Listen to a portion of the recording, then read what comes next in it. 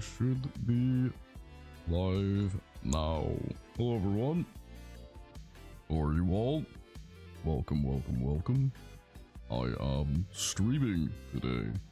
And we are doing this again. It is time, once again, for me to share to you all my best and worst games of 2024.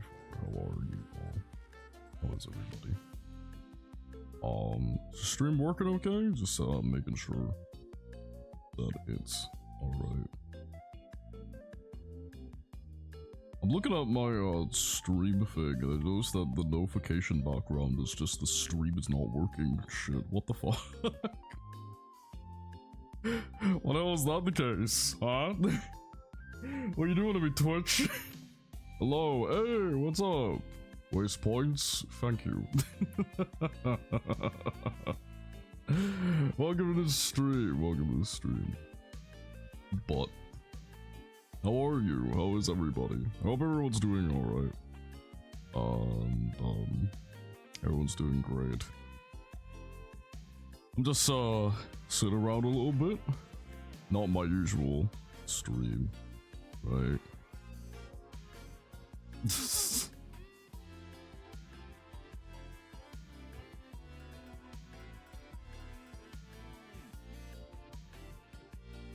Hold on, I'm just responding to something. What? Of course you don't.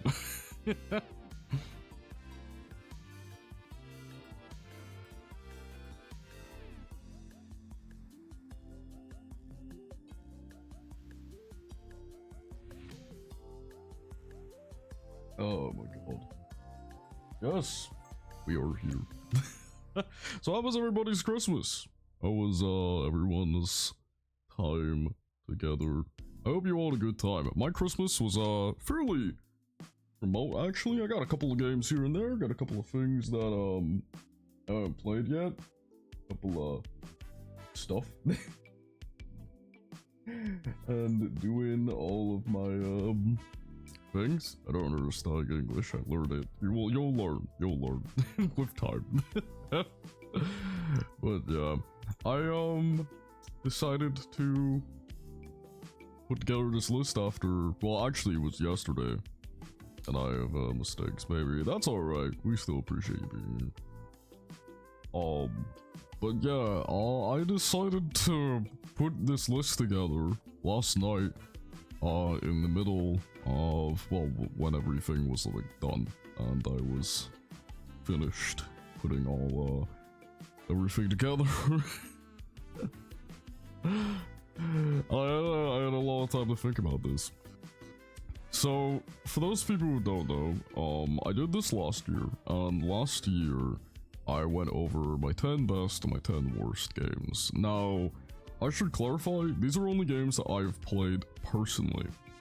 So, what I have played personally may be different from what y'all have played, and there are a couple of games I was not able to play this year. Or I just didn't want to. Like I said, I need to at least have played this game once. I need to at least have played a game once for it to be on my list for the best and worst. My usual rule is I need to at least spend like about 2 to 3 hours on a game before I personally feel like I can completely judge it. And I have at least spent close to 2 to 3 hours with all of these games, some regrettably more. Some I've finished straight up. Some are so bad I wish I didn't finish. But there are a couple of games I were not able to play. So, firstly, some games that are not going to be on this list, I know a couple of people are going to be expecting, but I should clarify I was not able to play. Strange question, but you know me? I think I've seen you. No, I have seen you. Did you Oreo? You Oreo? I do recognize the name. Maybe you haven't been here for a bit. Oreo. I recognize the name. Either way, I appreciate you being here.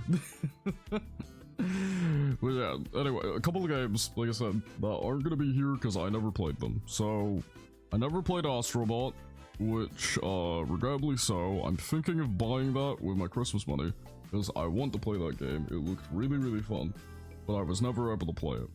I'm Oreo. Yeah, you are Oreo. Yeah, I knew you were Oreo. Yeah, so I never played Astrobot, so sadly it's not gonna be on this list. I also did not play Black Myth Wukong. I wanted to play that game, but I wasn't able to. So that's also not going to be in this list. I think those are the two major, big, great games that I wasn't able to play this year. So don't expect them to be here. Sorry. I will try to play both of them in my own time when I get the chance though. I've got plenty of Christmas savings now. And I'm hoping to get both of them. Specifically Astrobot, because that game looks really, really fun. And I'm kind of upset I wasn't able to play it this year. As for the bad games, I did not play this year. I did not play Concord. To no one's surprise. I was one of the many, many, many people who did not play Concord. And now I'm never going to get to play it. So... Concord is not going to be on this list by my own rule set. Going by my own personal rule set of I need to at least have spent 2 hours playing each game, it's not going to be there. Taylor, how are you? Hey, what's up? Adler? We got you, Adler? Welcome to the stream. Hope you're doing well. We're just doing my personal top 10 worst and best games of the year. I just followed you on Twitter, and it would mean a lot if you could follow me back. I'll check you out, actually. Check out after stream if that's alright. Because usually I just check out everything after stream. And do all that stuff. But yeah, thanks for, coming in and saying hello, man. We're doing well. Alright. But yeah. So let's just get that thing clear, bro. So I have not played Concord, and I will not have that on my list because, you know, I can't judge a game that I haven't played. Although I will tell you right now, it's a good thing I never played Concord because apparently that game is shit. Everything I heard about that game was terrible. I'm trying to think of any other games I did not play this year that people would probably have on this list. Let me think. I never played the Elden Ring DLC, although I wouldn't class that as its own game anyway, so it's not gonna be here. Either way. I also didn't play this one game that people were saying was one of the worst. It was this, like, action game I didn't play. And I also didn't play Dragon Age, so I can't really give my opinion on whether or not that game is good or whether or not that game is bad. I did get Dragon Age for Christmas, but I haven't played it yet. So, all those games... not on this list. Oh, also there was this card game that people really, really liked. But yeah, so all of those games are not here, and I cannot judge them going off of my rule set. Like I said, I need to at least have played a game for at least 2 hours, and you know what, I need to have actually played it before I could probably judge it. But those are all the games that are not going to be on this list. And as another thing, as usual, these are my opinions. We all disagree with them. A couple of these are really stupid, a couple of them are really bit dumb. Which means that, you know, they're right. Because I'm always right. And fuck you.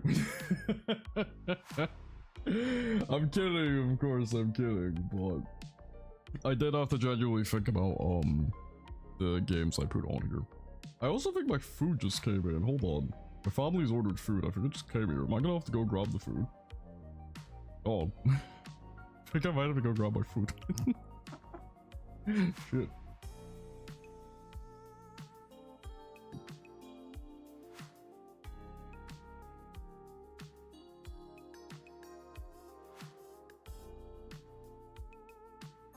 Alright. I think we're good. Alrighty.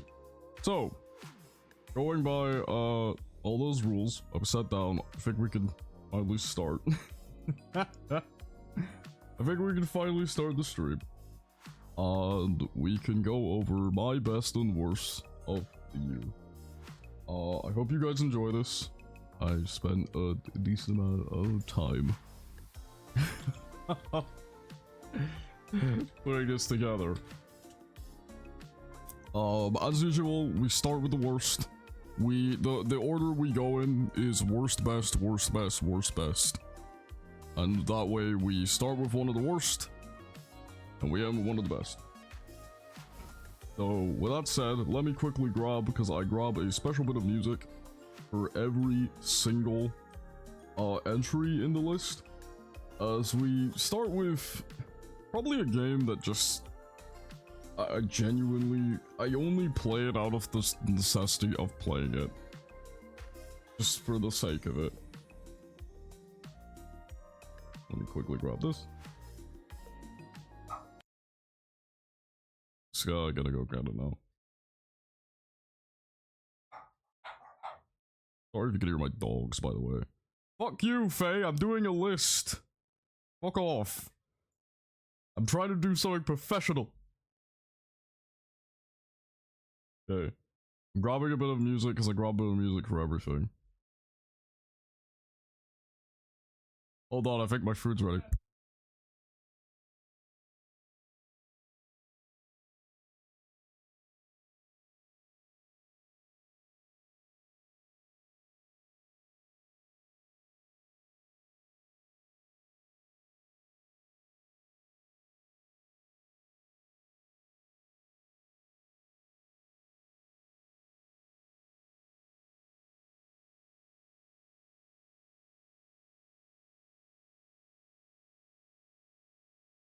Ryan?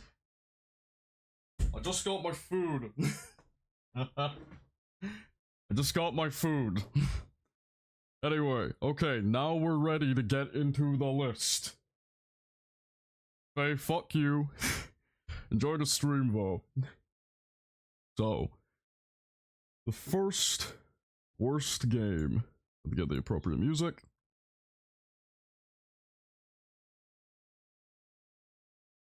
Is this even appropriate music?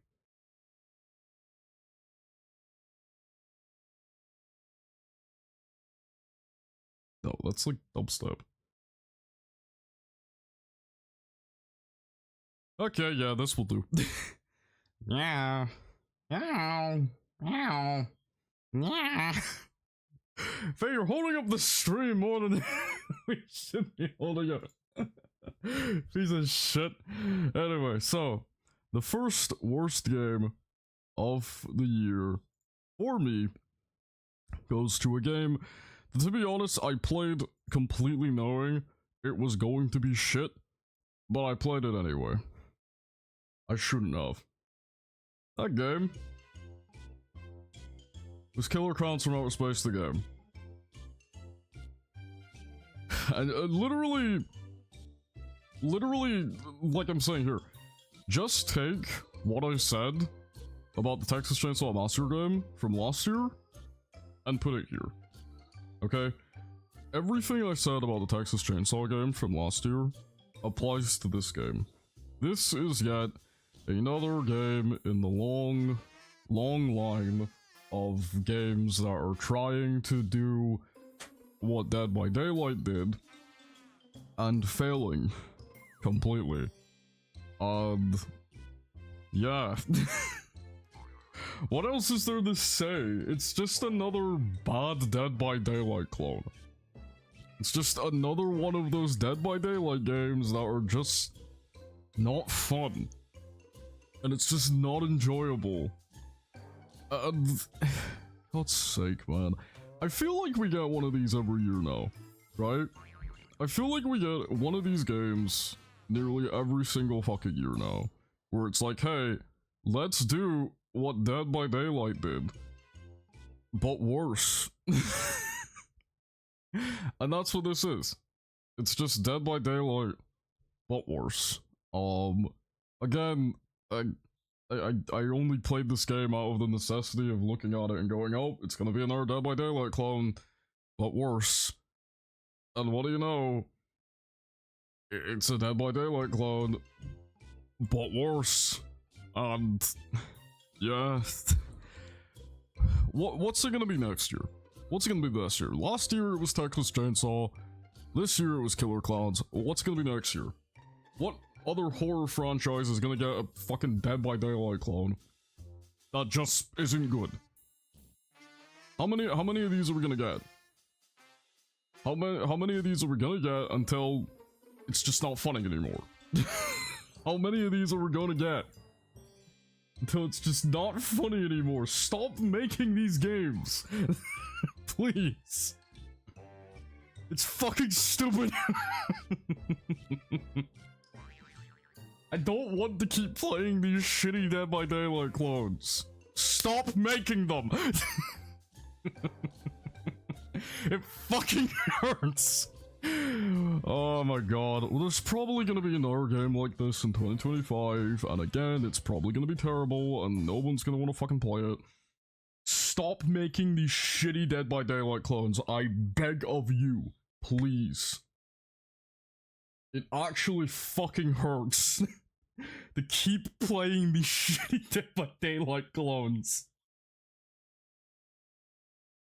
But what more do you want me to say? That's literally all I can say about this game. That's literally all I can say about this game. It's another shitty Dead by Daylight clone. That's all I can say about it. If you didn't play it, congrats. If you did, I feel sorry you had to spend money on it. But now that we got that out of the way, I'm gonna be honest, my number 10 for both bad and good are more personal thing. My number 10 worse is personal in the sense that I'm sick and tired of these fucking shitty DBD clones. I didn't really play much DBD. Imagine everything in DBD, but worse. And that's how you can imagine the clone. It's just not good, man. It's just not good. But my number 10 for best and worst are more personal things. This is a personal one because I'm just sick of these fucking games. But my number 10 for best, is honestly a more personal one too. And I'm gonna be completely honest. This is not one of the best games of the year. But it is for me. Okay, because of that, you just need to fucking, deal with it. Okay? And I can't even play the music from this game because it's more likely copyrighted. So I'm just gonna play this free-to-use, guitar music that I hope you like. There you go. Because my number 10 best game of the year is not one that should be on this list, but it's for me. I'll go by it quickly because it's fucking stupid and I know everyone's gonna tell me otherwise. Okay? My number 10 favorite game of the year was the Spike's Family game. Now, listen, look. Look. Look. I'll be completely fucking honest. This is not one of the best games of the year. But it is for me. Because, I love Spike's Family. Like, I really, really love Spike's Family. This is literally just autistic special interest put onto the list. And you all have to fucking deal with it, okay? The Spike's Family game, kind of came out at a time where I really needed something to play. And, something that would just make me happy, basically. And the only reason why it's on this list for me is because of how much I love this series. And how everything in it, just makes me happy when I'm feeling bad. This has literally become a comfort franchise for me. And everything to do with this franchise is comforting for me. Yo, thanks for the 100 bits, Buck! How you doing, man? Thank you! I'll add that to the bits thing. Let me quickly bring up my notes for that. That's my bank account. What am I doing? Anyway, what's up, nerd? Hey, how you doing, Buck? How you doing? Thank you for the 100 bits, which means that we are now, you just put us to 300 bits, and 250 equals 1 sub. So we are now at 27 subs out of 100. Thank you very much for that. And Faye just put us up to 400. Which puts us up to another sub. Doesn't it? Wait, what? Hold on. Hey, you know what? I'll put it up for you guys anyway. I'll go 28. 28 out of 100 subs now. I'm surprised to be sure, but a welcome one. Yeah, thank you, man. Thank you. Thanks for the bits, Faye. So yeah, like I said, Buck, we're doing my best and worst games of the year. I already did my number 10 worst. This is my number 10 best. 101? Okay, cool. 101. 29. We're 29 out of 100 now. You guys fuck off. Jesus!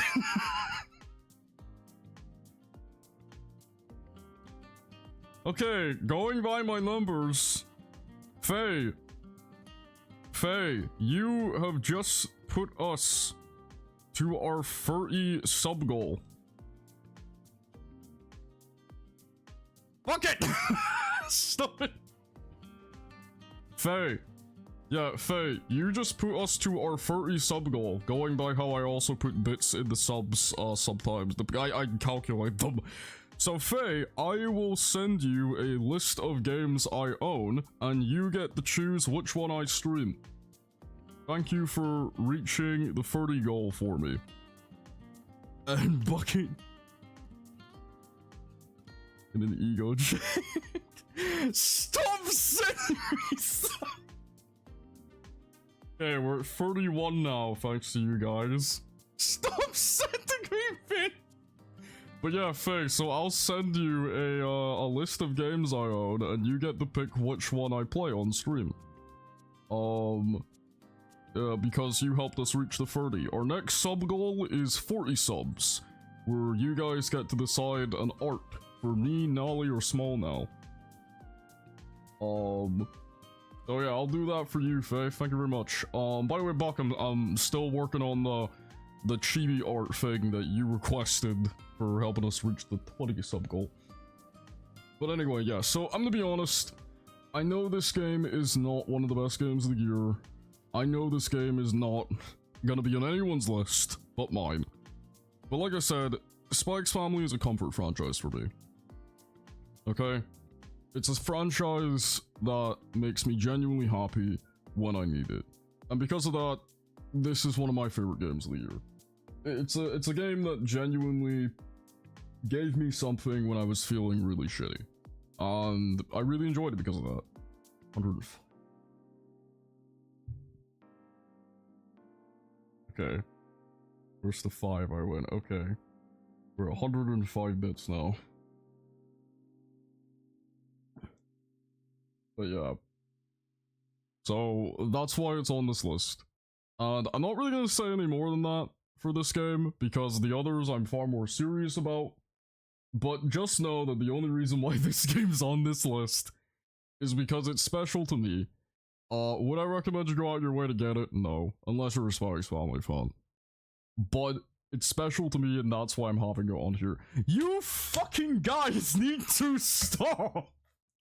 How many is that now? 100, 1, 3.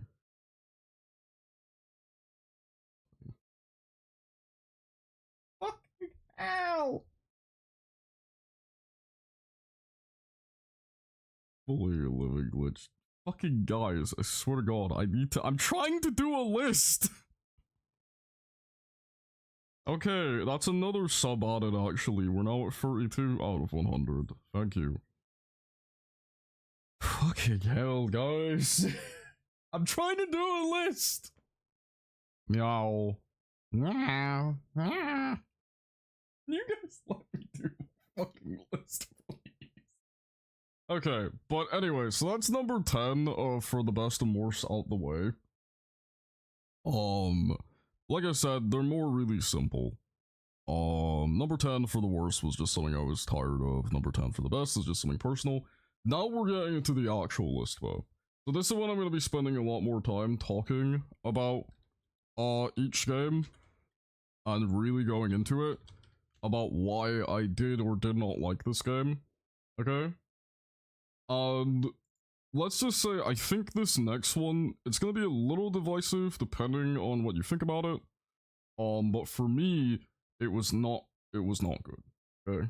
I played this game and it just disappointed me, which is why my number 9 for worst game of the year was Hellblade 2. So, I'm gonna be honest, I wasn't the biggest fan of the first Hellblade. I thought it was good, but I didn't love it. Who fucking started a hype train? Jesus Christ. I didn't love it, but I did think it was good. And I said to myself, you know, if they did a sequel, I felt like they could improve on what I didn't like. This was not it, bro. This was not it. This game, it's just boring, dude.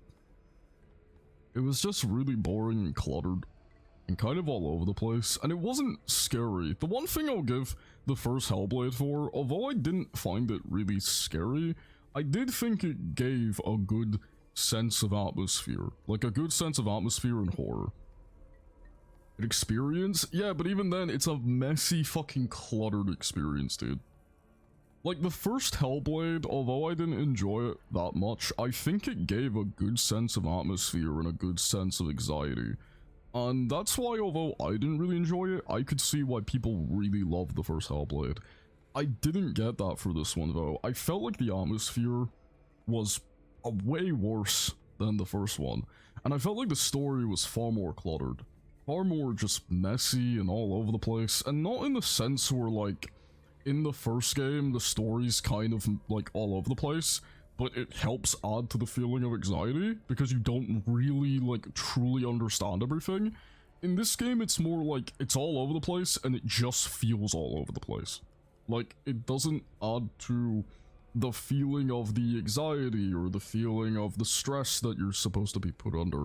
And it was really disappointing, because like I said, although I wasn't a huge lover of the first game, I felt like it could have been made a lot better in a sequel, and this just wasn't it. This just really wasn't it. It is admittedly more of just a disappointment than it is a flat-out bad game. And look, I could see people playing this game and saying they love it. And if you do love it, congrats. I can see why. But for me, I just didn't feel it, man. I just felt bored playing this game. I just felt very tired. I wasn't really invested in it. I wasn't really enjoying it. And considering how, like, although the first game didn't wow me, I could still see why people loved it. That was just a disappointment. It was a disappointment to play. And a disappointment to go through. I don't know if they'll ever do another Hellblade. I don't know if they'll ever, like, make a third one. If they do, though, I think they should just spend time really thinking about how to do it and what they're gonna do. Judging by the cover, it's a bit of a hands-on experience. Fucking hell. Yeah, oh, that was awful. Yeah, that was Bucket. Would I recommend you play this game, though? Look, there are games that are higher on the worst category I'd recommend you wouldn't even fucking touch, okay? This game, you could try it, and maybe you'll get something out of it I didn't. But for me, my number 9 worst game of the year is Hellblade 2. Because I was just left bored, disappointed, tired, and I just didn't really care. I just didn't really care, to be honest. If you get something out of this game that I didn't, congrats to you, I'm happy that you did. But I didn't, personally. I feel like this could have been a lot better. And that's why it's my number 9 worst of the year. By the way, if you're noticing, I'm not really reading the points there. The points on screen, if you weren't here last year, they're just kind of meant to give you my general thoughts compared to my overall thoughts that I'm just giving you right now. So, I hope that you, get that. But yeah, overall, I was very disappointed in Hellblade 2. Did make me, very happy at all. Need to do it like Angry Joe. If it's a 10 out of 10, you need to give it a badass. I'm not doing an Angry Joe, Buck. I'm not doing an Angry Joe. I'm not doing an Angry Joe. But yeah, so that's my number 9 worst of the year. But my number 9 best of the year is something very, very different. Just punch the screen behind. Glitch out the seal of approval. Fuck off. Oh my god. Jesus Christ. But yeah, this was just not it. I've heard some people do genuinely like this game though, and if you do, I would like to see people liking this game, and if you do like it, then great for you, but this was not it for me. Not it for me. However, my number 9 best of the year is a game that I really, really do love. And I know I love it so much because, it's a game I played over and over again. Alright? Or should we say it's games I've played over again because I love them so much. And that's because my number 9 best of the year, some of you may immediately get it from the music. My number 9, best game of the year was the Marvel vs. Capcom Fighting Game Collection. Dude, I know some people might say this is cheating because it's just a collection of older games, but you do not understand the hype that came from this, okay? Genuinely. This was one of the most hype things of the whole fucking year.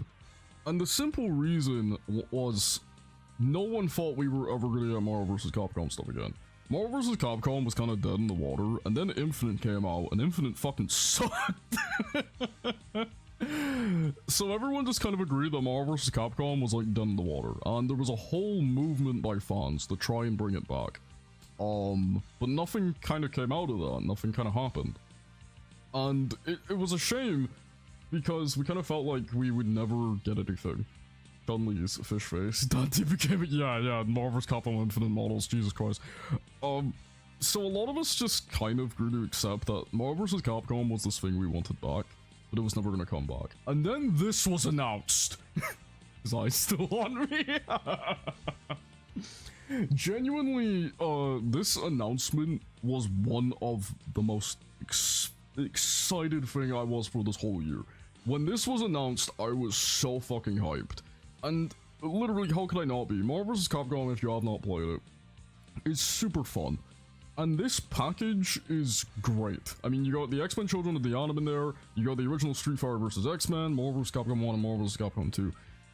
All these games are great. All these games are so fun. I actually played a little bit of this, and I liked it a lot. It's super good. But you know what's even more insane? As one of my notes I put here, there is an option in the game that the devs added in an update to re-add the glitches they fixed. So for those people who don't know, in Marvel vs. Capcom 2, one of the worst characters is Juggernaut, unless she uses glitch. Fighting Game Pro, my fights against certain gobblers probably prove that, but I really like this class of fight. Yeah, they're so fun. But yeah, the thing I'm gonna say, so there's a glitch in Marvel vs. Capcom 2 where Juggernaut, if you use his power-up but then switch him out, he keeps the power-up throughout the entirety of the match, and that became a genuine feature of Juggernaut in competitive play for Marvel vs. Capcom 2.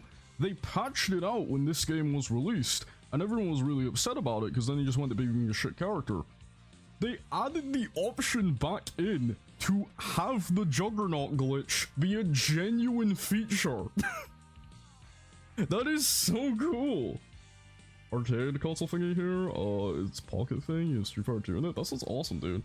But yeah, that's so fucking cool, and it's such a nice little, like, gift to fans to go back in and add the option to play with old glitches that made the game what it is. And yeah, I know loads of people are gonna tell me, these are old fighting games, they're super unbalanced.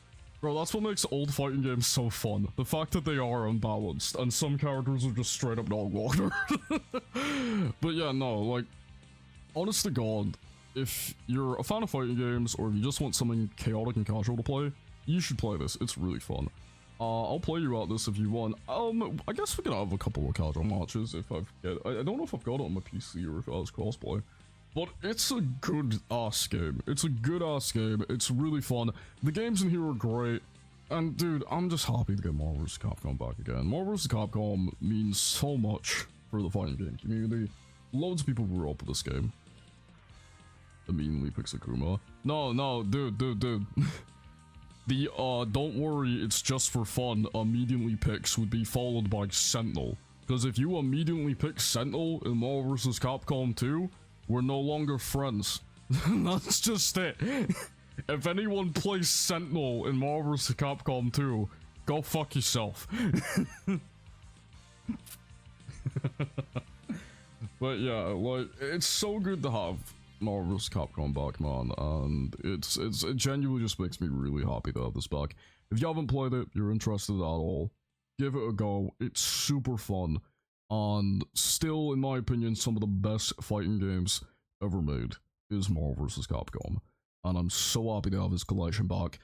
Could we get a new Marvel vs. Capcom game in the future? Who knows? Still bullshit? Yeah, they are. They are. It's not as bad as SNK games, though, Bucket. SNK games AI, even more bullshit.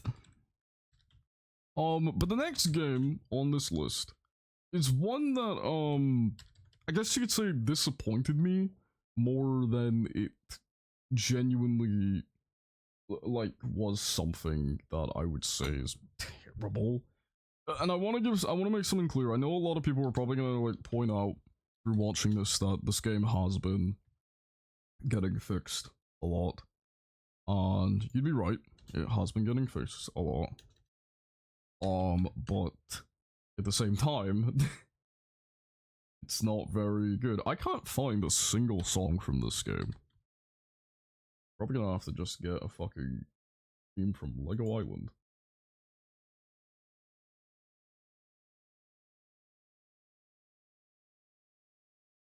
Probably gonna get a lot. Sure, I got you, one sec.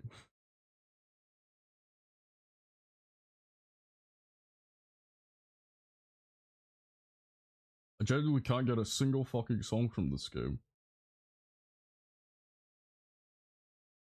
Christ.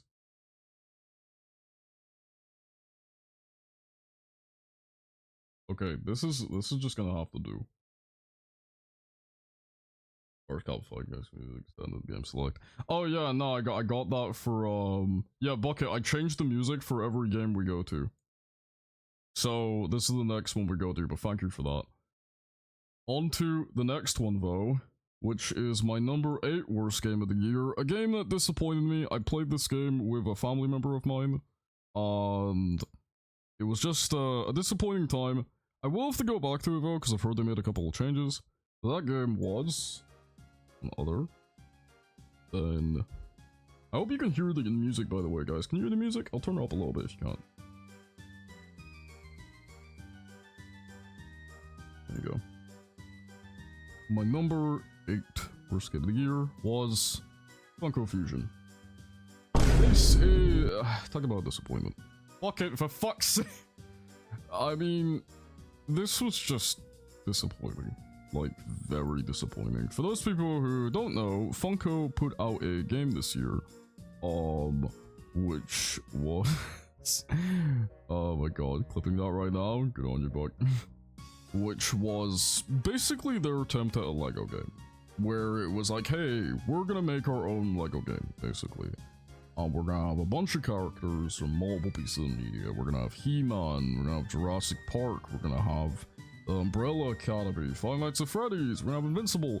And look, on paper that was actually a really good idea, but the game itself is just really not fun. Now, I don't want to be too harsh for this game, because I feel like this game's made for like very, very little kids. But at the same time, I'm going off of those standards, and the thing that is the best comparison is the Lego games.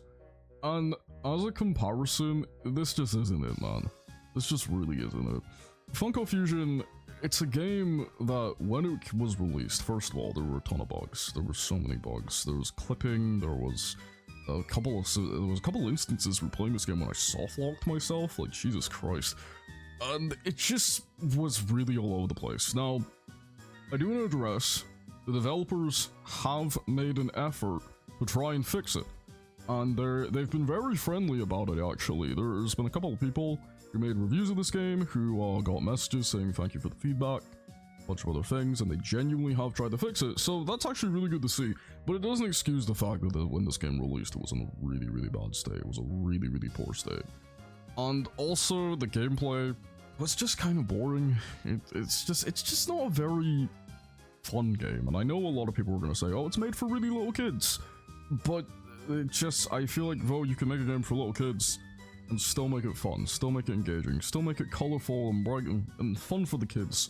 But this just wasn't it. And another thing that confused me about this game was, despite the fact that it's made for very little kids, there are worlds in this game that are given way more focus that feel like weird picks. For example, I think there's only like one area in this, if I'm trying to remember because it was a while since I played this actually.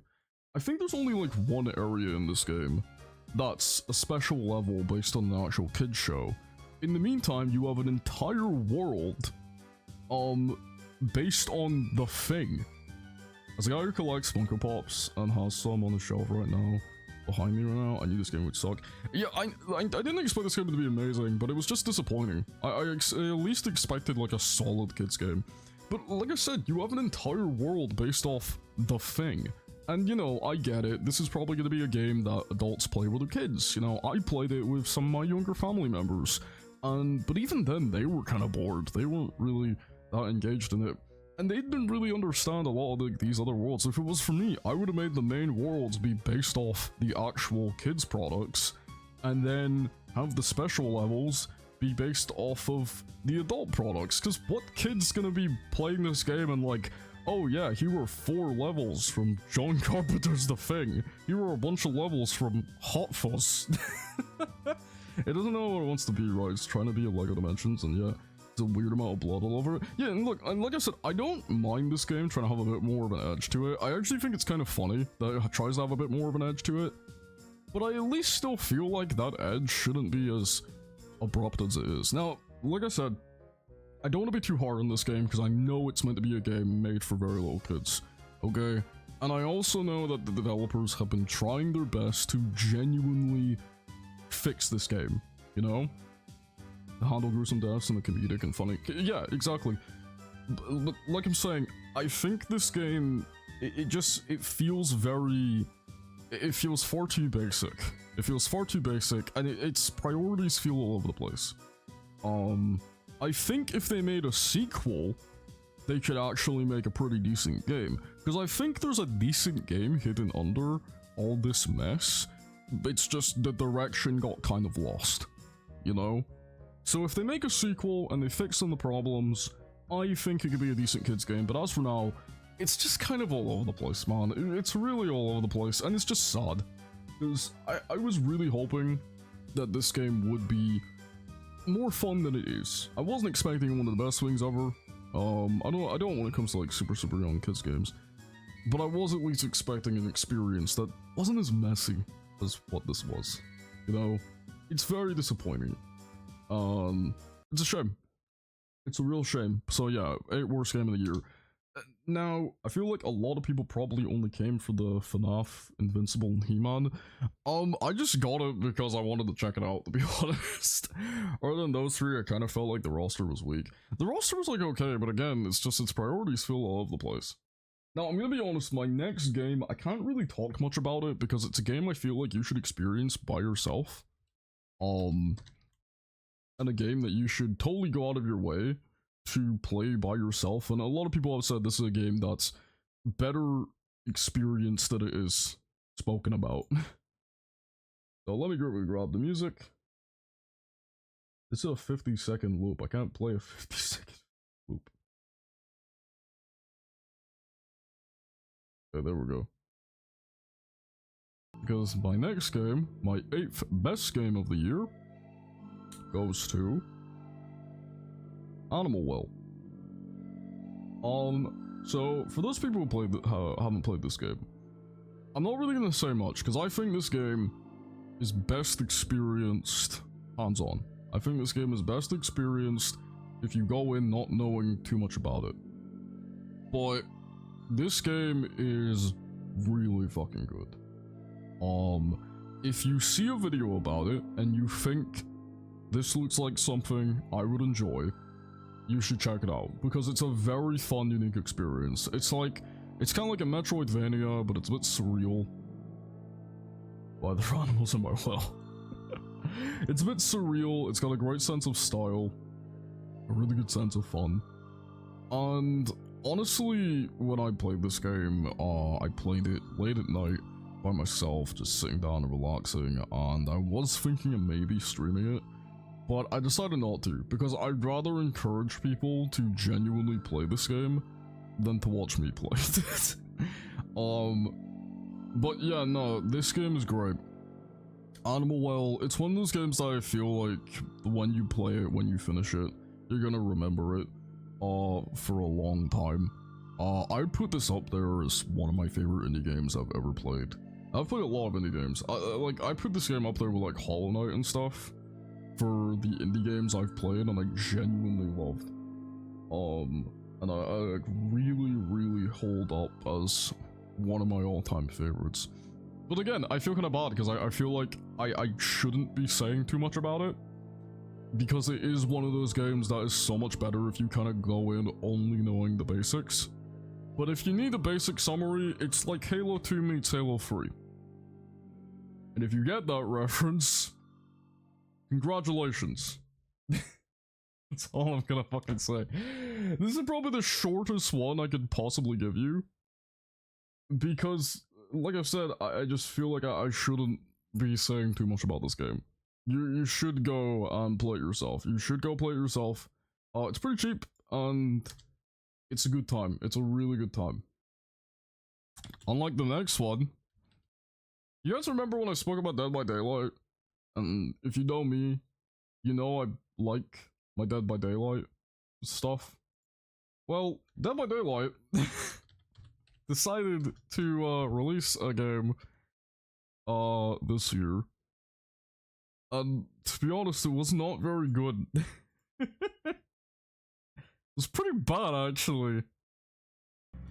And that game was my number 7 for worst game of the year, which was The Casting of Frank Stone. God. Alright. So, The Casting of Frank Stone. How do I put this? Imagine Until Dawn, but just worse. This really disappoints me because I really like Dead by Daylight. I'm like someone who plays Dead by Daylight very casually sometimes. I play it by myself. Always Sunny 010, Jesus Christ. But yeah, I played Dead by Daylight myself, and this game looked interesting. I was intrigued to see Dead by Daylight try something that wasn't just the standard gameplay. So I went into this with a bit of optimism, thinking that even if it's not great, I would at least be happy to play it. Even then, it still disappointed me. It still disappointed me. I went into this game not expecting much, and it still let me down. But I think even the most ridiculous thing about this game is the killer Frank Stone is still not in DBD. So even if you go into this game like expecting Dead by Daylight stuff, you're not getting it, because you can't even play it in Dead by Daylight. What's the point? Genuinely. What's the point? It doesn't really do anything for the lore of Dead by Daylight. It doesn't really do anything for the characters of DBD. Frank Stone isn't even in Dead by Daylight.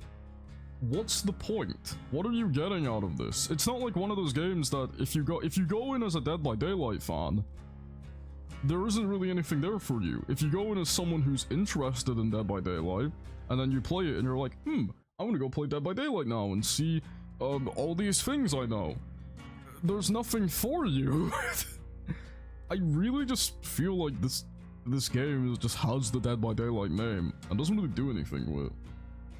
Became the Bang Ghost. To get the traps, nigga. Jesus Christ. Yeah, it's just, I feel like this game just feels like, I don't know, you could call this anything other than Dead by Daylight and it would just be another generic, like, horror story game. It's just so weak, man. It's so weak. And the characters I didn't find interested. I'll give it this. I think Frank Stone is a pretty cool killer. And the way, like, he evolves throughout the game visually is very interesting and very fun. But again, I can't play as him in DBD, and it makes me go into this and kind of like, well, this doesn't hype me up to play DBD, and I'm also just playing a bad fucking game. I'm also just playing a genuinely just not very good game. So, yeah. New Survivor could be a reference, could they? I just don't know, man. The most I saw them put in was they gave clothes to some characters that reference Frank Stone. They gave Trapper the mask of Frank Stone. That's all you get. There you go. And I don't know. If you're a Dead by Daylight fan like me, I feel like there's nothing for you here. If you're not a Dead by Daylight fan, and you want to be, I feel like there's nothing for you here. It's just a very weak fucking game, dude. It's just like a game that's so, I don't know, man. It bored me. It bored me, and that was the worst thing about it. Like I said, I went in not really, like, expecting much, and I was still disappointed. How the fuck do you do that? How do you go in with me not expecting much and still be disappointed? Like, come on, dude. But yeah, no, it let me down. This game let me down. Even just thinking about it just fucking disappoints me. But the next game did not let me down. Next game didn't let me down at all.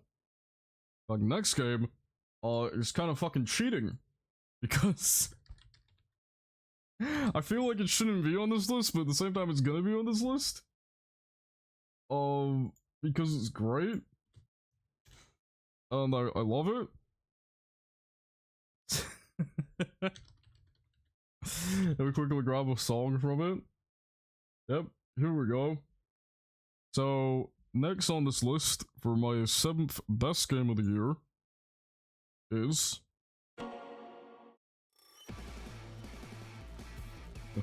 I love the OST.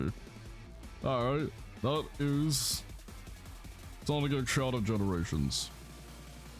Very few notes for this, because I think Sega is cheating. I feel like this is cheating.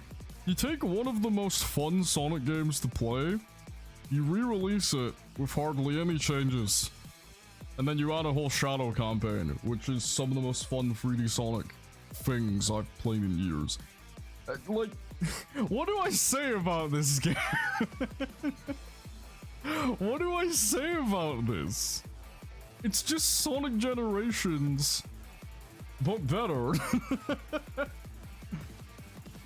Shaybach from Method? Yeah, pretty much.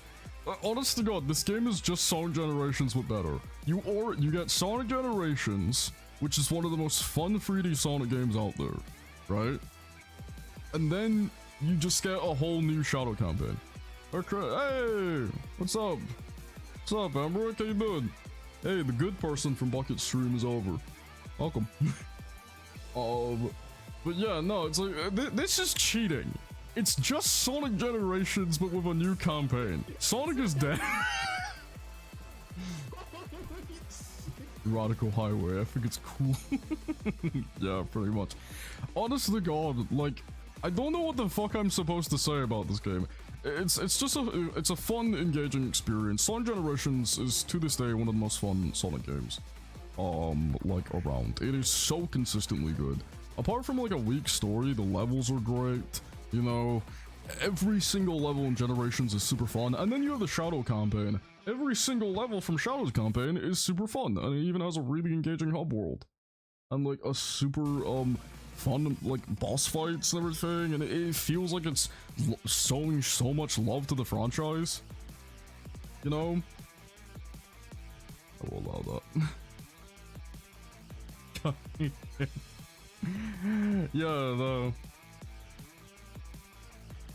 Yeah, no, Amric isn't Novice. The cunt who I never want in my chat ever. And, hey, we're getting rid of him either way, Buck, so that's good. That's gonna be that's my Christmas gift. We're getting rid of him. Anyway, but yeah, no, it's like, genuinely, if you love Sonic Generations, then you're going to love this game. And if you love Sonic, you're gonna love this game. I love Sonic. I love Sonic Generations. Sega's cheating, man. I feel like this shouldn't be on this fucking care. I feel like it shouldn't be on this list. Should it? My god. Oh well, let's go to a more boring game. You know? Let's go to a more boring, tired game. This is too much. Okay, where's I think I need to get music from Subnautica. Should exist, but you know who else shouldn't exist. Who should what, novice?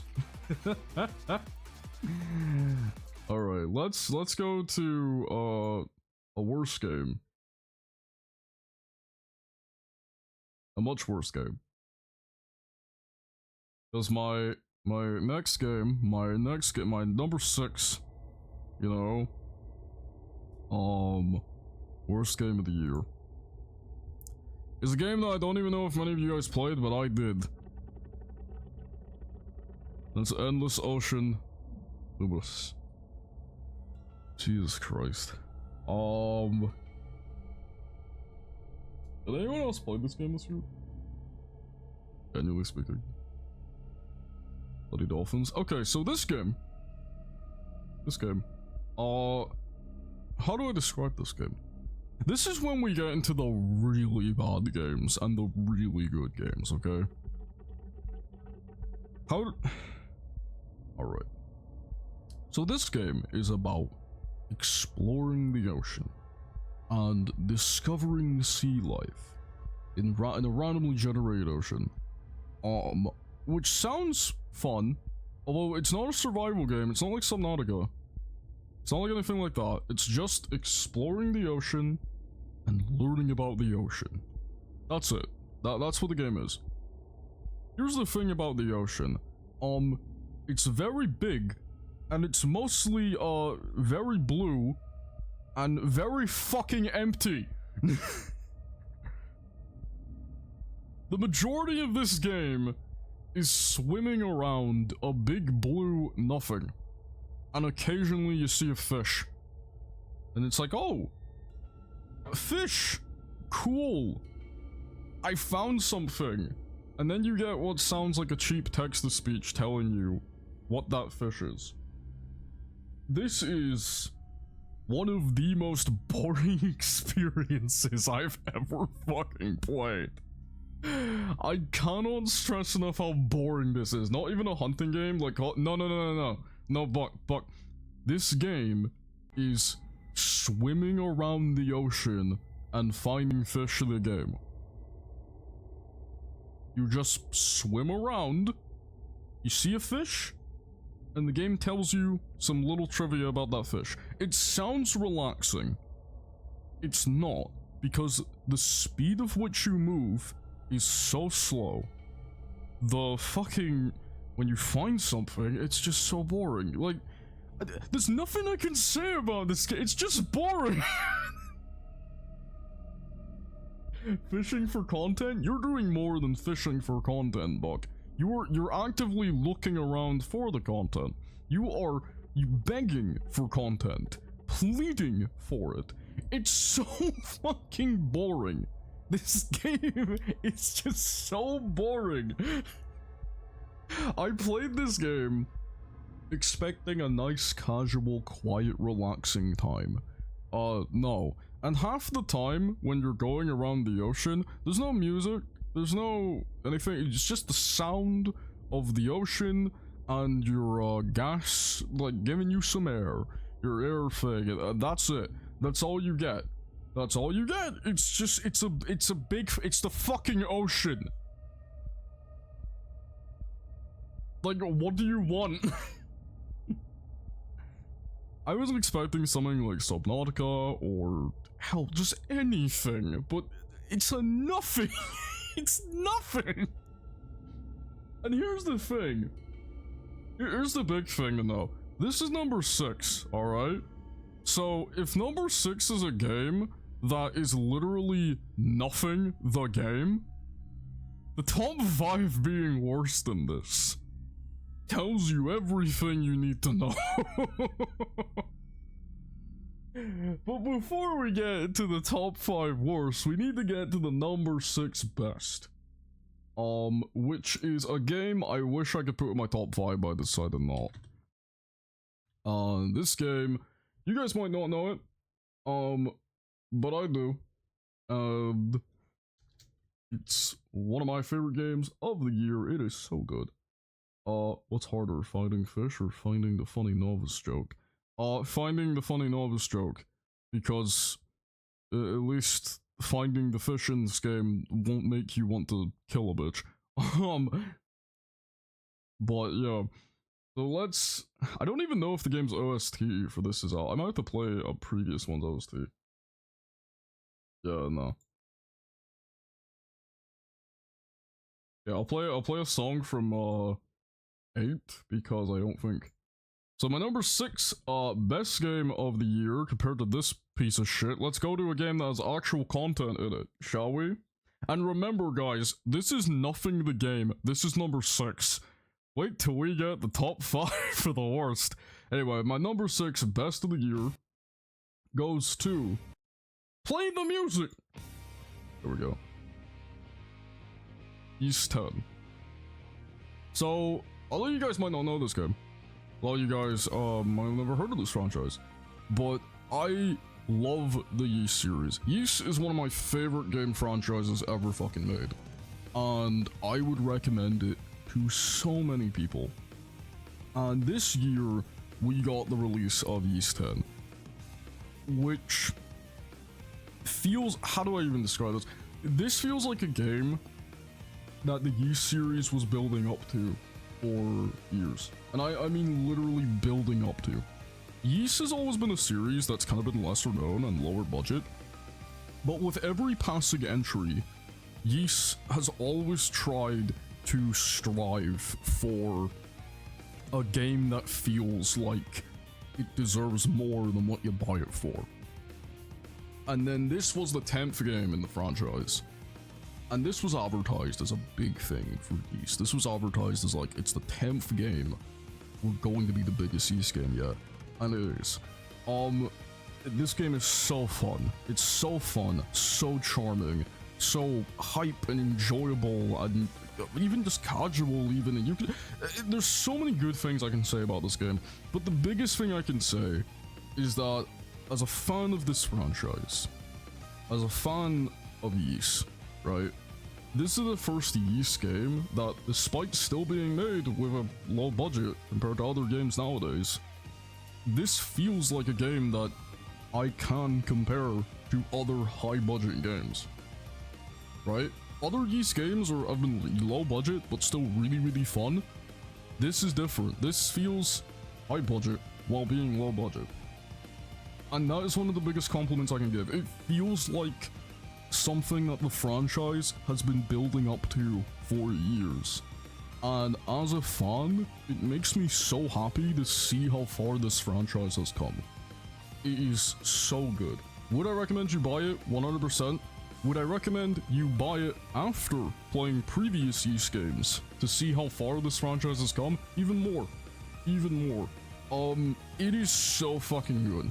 It is really fun. If you have not played a game in this franchise, please do. Ys is so underrated, so good, so fun. I really, really look forward to what this franchise does in the future. It's got so many good things in it. And it's kind of like a hack and slash RPG, if that interests any of you. If you're looking for a hack and slash mixture RPG, that's what this game is. But yeah, no, playing this game was so... It was something so special. I would put it in my top 5, but this has been a strong year for some games, man. What can I say? But honest to God, if you have not played any Ys game yet, please do. Please support this franchise, it deserves it. It is so good. Yeah, that's all I'm really gonna say about this game, because let's get into the real juicy stuff. Let's get into the top 5 best and worst for this year, okay? Shall we? Should we do this? Should we do this? Are you ready? Get ready. My number 5 worst game of the year. Alright? My number 5, remember, these are worse than the nothing game. Alright? Let's talk about my number 5 worst game of this year. A game I genuinely regret buying. I wish I could refund it. Goes to South Park Snow Day. Did anyone play this game?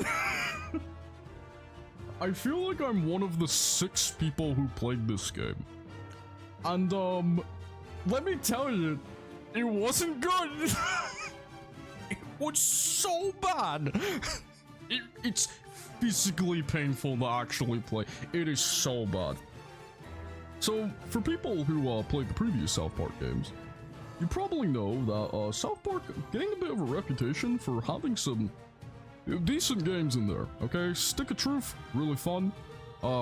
Fractured Butthole, really fun too.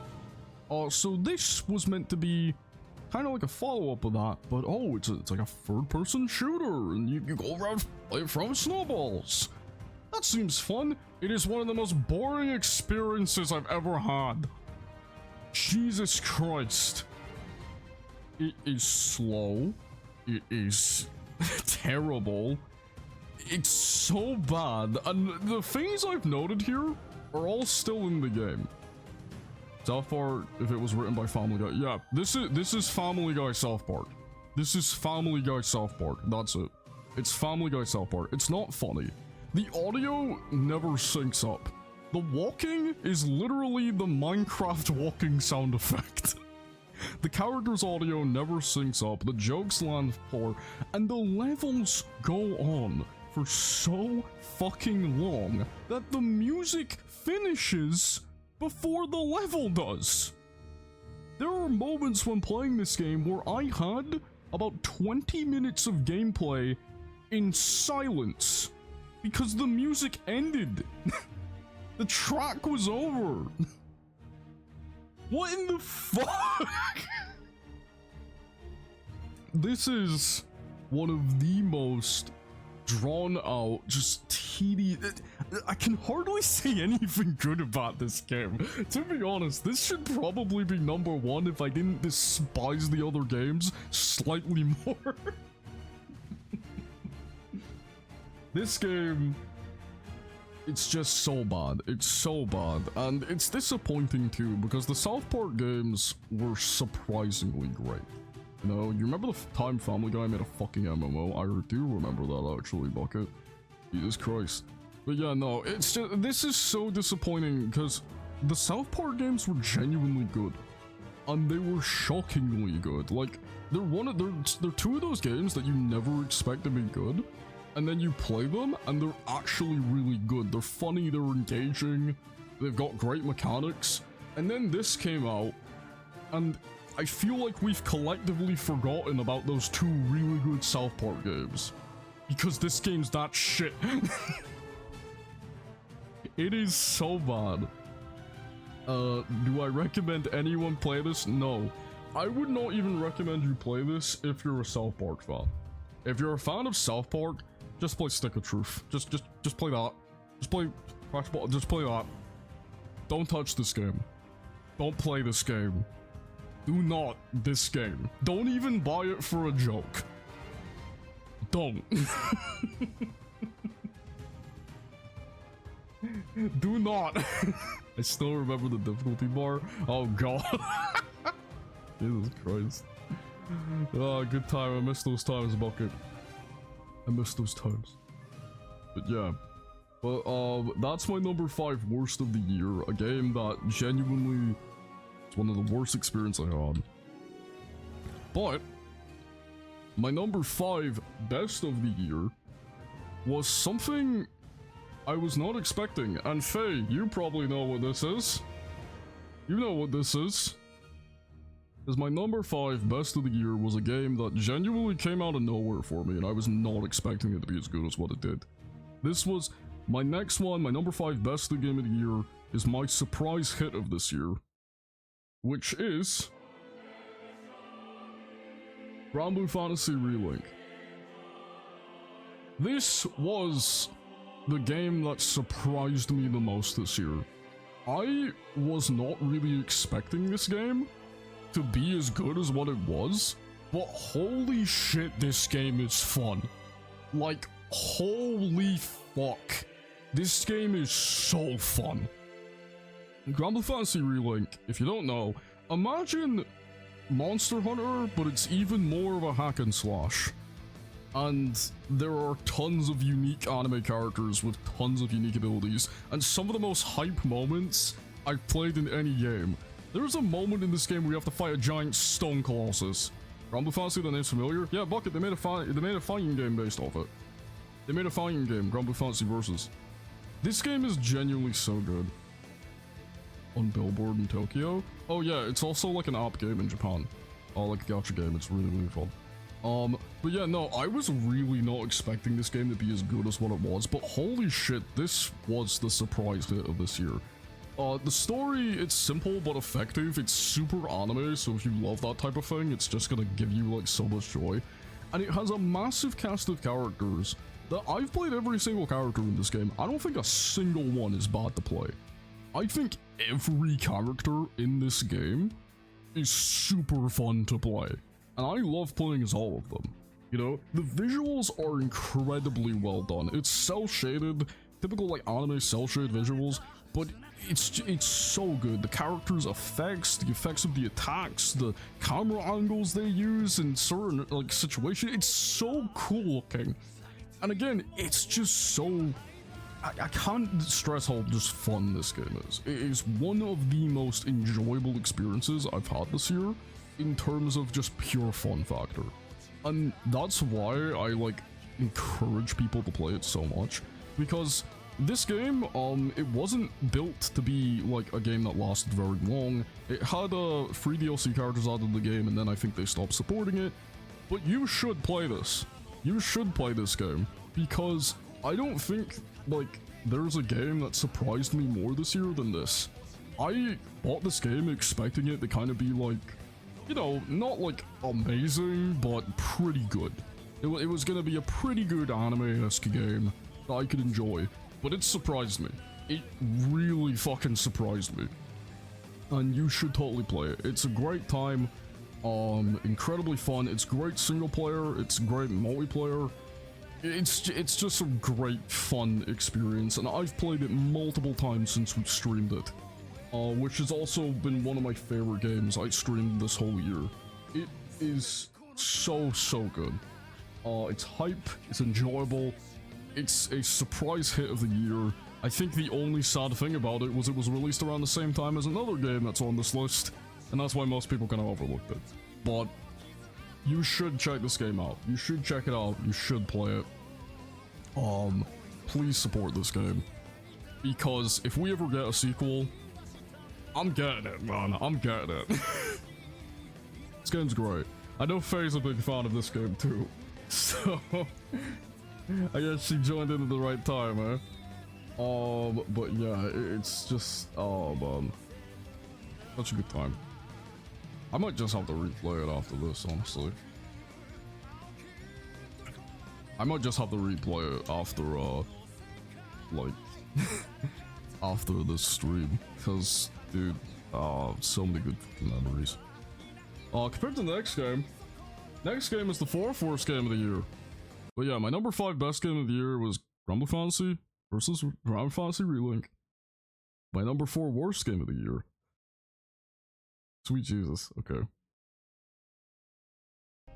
My number 4 worst game of the year was a game that a family member of mine brought, and I played it, and I was like, holy shit, this is terrible.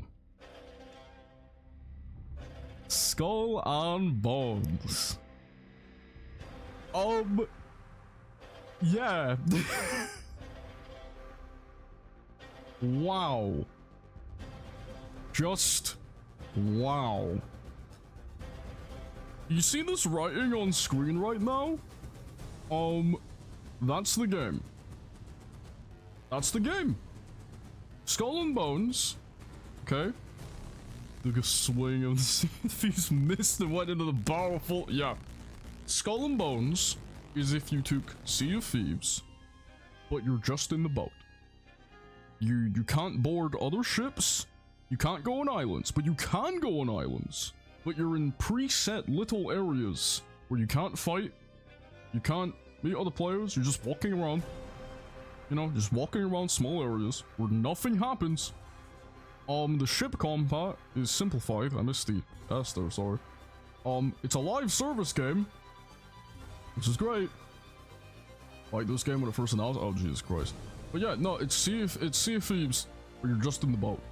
And it's not even Sea of Thieves where you're just... Imagine Sea of Thieves, but you can't walk around the boat. You can't, you know, you can't have one player deal with the cannons, another deal with the steering. No, no, no. You're just the boat. Your playable character is the boat. That's the game. This game is you're a boat and you shoot other boats.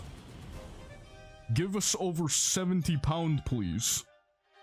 Oh, and we'll make it live service too. That's Sea of Thieves. No, that's Skull and Bones. Sea of Thieves is the good game. Play Sea of Thieves. If you want a good pirate game, play Sea of Thieves. Right? Skull and Bones? You're just a boat. You're just a boat. An open world and the devs were from Ubisoft and had glitches. Yeah. The bucket just described there. You're just a boat. You know, it's actually really fitting that the cover of this game is just the steering wheel. Yeah, Sea of Thieves is fun, Faye. Sea of Thieves is fun. Faye, imagine Sea of Thieves, but you're just a boat. That's Skull and Bones.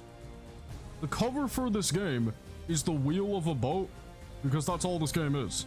You're just a boat. From face dumb. Yeah, this game, you can't go pirating, you can't go on islands, you can't have sword fights, you can't crash into another ship and then invade it with your allies, you can't, you know, steal treasure from it. You're just a boat. You're just a boat. Vilification, like, dumb, like, dumb. But yeah, this game is one of the most boring pieces of shit I played. Like, yeah, Gladiator 2 is more of an accurate pirate. So, legitimately, this game isn't even a pirate game. You're just a fucking boat. You're just a boat. And you know what's even more annoying? This game was sold for full price. And the person who was promoting it said, this is the first quadruple A game. This ain't a triple A game, it's a quad A game. Because that's how big and bad our game is. You're just a fucking boat! History class was brutal. Legitimately! That's all this game is. You're just a boat. And other players in the world, they're just boats too. Oh, you can have pirate battles? What's the pirate battles like? Okay, so imagine you took, Sea of Thieves, where you're shooting cannons at each other, only it's automated, the aiming is, like, automated, and that's it. There's no sword fighting. You're just a boat! More A's, do games just get worse the more games you add? Maybe. Yeah, no, literally, this is one of the most baffling fucking games I've ever fucking played. And I can't believe that they sold this and thought it would be the next big thing. They sold this thinking it would be a massive success, that it's worth your money. I've played tie-in movie games to Pirates of the Caribbean that are more engaging than this, that feel more like pirate game. You're just a boat! It's Boat the game. Does that sound fun to you? Do you want to play as a boat? Play as a boat. Exactly what people talk about in the game are trash AAA or quadruple A game. Yeah, no, this is the quadruple A games. But okay, if this is the first quadruple A experience, I'll stick with indies. Thanks. It's Boat the game. You're playing Boat the game. Fuck this game, man. Fuck this game. Fuck everything it stands. You're just a boat. You're a boat. Fuck you. Play Sea of Thieves. Play Sea of Thieves, please. Play that game. Because you're just a boat. But you should play our next game too. Because the next game, the number 4 best game of the year, goes to... Let me play the music. A very special game of this year. And I thought this was going to be my number 1. But I had to rethink. Final Fantasy Rebirth. God fucking damn. Dude, for Final Fantasy Rebirth to be my number 4, that shows you how many good games came out this year. God damn. So Final Fantasy Rebirth was the game that released around the same time as Grand Blue Relink. Which is why a lot of people don't really play Relink. Which is sad. But god damn, dude. This game is so fun. If this is what the second game is like, dude, I'm hyped for the third game. Final Fantasy Rebirth. I mean, exactly what you think it is. If you loved Final Fantasy VII Remake, you're probably gonna love this game. It's even more fun for me. It's so good. Literally, Final Fantasy VII Rebirth, it's one of the most engaging RPG experiences I've played, where it's got fun hack and slash gameplay, all the characters are really enjoyable, the writing's really fun. Cloud and Sephiroth exchange sword. It's just really good, man. And the thing that hypes me the most, this is the second game in a trilogy. We're getting a third game. What the fuck is that gonna be like? I hope the next game it somehow surpasses this one. But it is so good, man. Like, I don't even know how much to say just because I'm just gonna gush about it, you know? But the exploring is good. The characters are fun. The story's great. I think my only thing I should say is why it's not my number 1. Because a lot of people I know would put this as number 1, especially because I didn't play Astro or Black Myth this year. So why can't I have this on my list? Powerwall Simbrad. I can't, yeah. So, this is why this game isn't my number 1. Although I love this game, I love the exploration, I love the combat, I love everything, like, honestly about it. I will admit, it gets extremely repetitive, not in a fun way. By a certain point, it does get repetitive. You're doing the same things, you're going through the same challenges, the same type of interaction stuff. That's the only reason why it's my number 1. Third Seven Heaven and Cloud Sword. Very talk me. Yeah. But that's the only reason why it's not my number 1. But I know a lot of people would put this as their number 1. I know a lot of people will say this is their all-time favorite game of the year, and you know what? I can see why. It's not mine, but holy shit, when I bought this game, it took over my life for a while. And the soundtrack's so good. The soundtrack's so good, I can't play you too much of it, because Square is, very defensive about it. But yeah, no, you should totally play this game. If you played the original remake, I'm sure you'll love this game. I'm looking forward to when the third game comes out, man. I don't want to spend too much time talking about it because I'm playing the music and I know Square's a bit sensitive about the music. But you should play it. You should play it. I'm just going to leave it there because, again, Square is sensitive about this music. I'm waiting for Sephiroth to appear at 14. I know he will. Clive did with his we're teleporting in the second one. Boss Swords, Barbarian Axe. Cool, man. Cool. But the next game is oof. Okay. Let's talk about the second game. Give me a second. How do I even get music for this? I'm gonna have to get some music for this.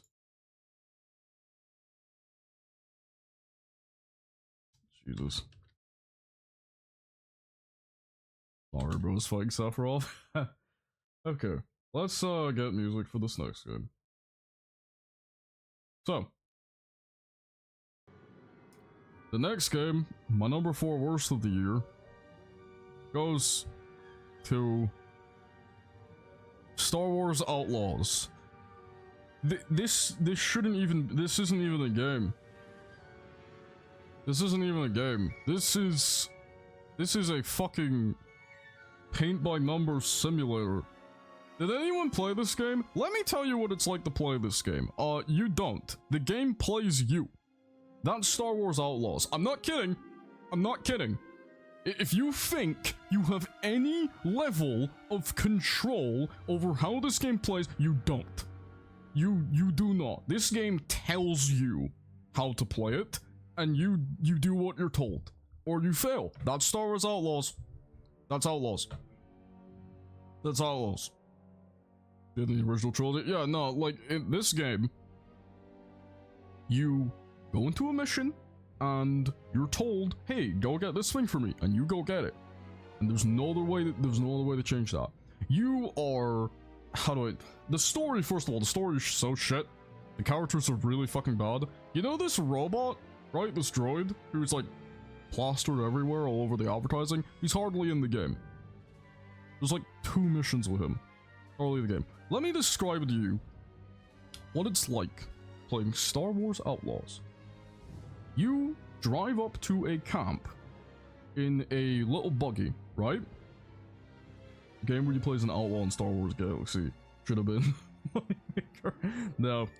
So, you drive up to a camp, right, in your little buggy, and you see enemies in front of you. You might think, ooh, I can shoot them. No, you can't. Because Outlaw says you can't shoot the enemies until you get off the buggy. Alright? And you have to do what it says. Otherwise, you fail. You go into a stealth section, and you're like, well, why can't I use my gun and engage in the shooting combat? The blasting combat, you know, the thing I bought the game for. You can't. When this game tells you you are doing a stealth section, you're doing a stealth section. When this game tells you you're shooting 4 enemies, you're shooting 4 enemies and nothing more. You can't get around. No, yeah, you can't do that. You can't do that. The game restricts you. When this game tells you you're climbing up this one way, you're not doing it any other way. When this game tells you you need to use this one ability, you're doing it that way. And you're never doing it any other way. Okay? When this game tells you you can take down this enemy, but not that enemy, you're doing it that way. You're not doing it any other way. There is an pet in this game that can distract troops, right? If you see 2 enemies together and you get the bright idea of, hey, I can use my pet to distract one of the troops when I knock out the other, and then knock out the one that my pet was distracting. No. No. Because the game told you, you couldn't do that. You need to walk around them. This is one of the most automated games I've ever played in my fucking life. There is no gap for player freedom or creativity. There's none. You either do what the game tells you, or you don't do anything at all. Imagine a game where literally you have no choice how you play. You have no choice. You have none. There's factions in this game, and they're all against each other, so you think, ooh, I gotta pick what factions I like. I gotta pick what factions I can help. No. The truth is, the game will make you pick what one it wants. And then you help that one. And then you help the other one. And there's no consequences. Oh, but I helped 2 rivaling factions? No. It's fine. Because you did what the game told you to. And therefore, it's fine. Oh, you want to use this gun? You can't. Takes it away from you. Damn, I'm going into a shooting segment. I better equip this weapon I really want to use. The game will take it away from you before you get to that shooting section. Oh damn, I really want to try confront this enemy and take him out because he's pretty weak and I'm a lot stronger. No. The game told you couldn't do that. So you can't. I know it may sound like, oh, but you're just following the game. So no. You don't understand. Imagine a game where you can't do anything unless you're told to. Right? Actually a bit of effective morphic stuff. I'm not kidding when I say that this is one of the most automated experience I've ever fucking played. Yeah. Literally, everything in this game, you have to be told to do it by the game. You don't get a choice. You don't get freedom. Imagine Baldur's Gate, but you couldn't choose what spells you wanted to use. Because the game didn't tell you to use those ones. You couldn't choose what dialogue you wanted to pick. Because the game didn't tell you to pick that dialogue. You couldn't go to this area because the game didn't tell you to go to that area. No, you need to go to this one. Unless you're doing everything the game wants, you can't do anything. You need to play by the game's rules and you get no freedom, no choice. You don't even get freedom in your gear. You get freedom in nothing. This is a game that's literally like, hey, you, player, you're not a player anymore, alright? You're a viewer, an observer. You're watching a movie and we're telling you to press buttons whenever you see them so you can move to the next scene. But instead of approaching most encounters how you choose, you actually work a 9-to-5 job. Yeah, that's this game.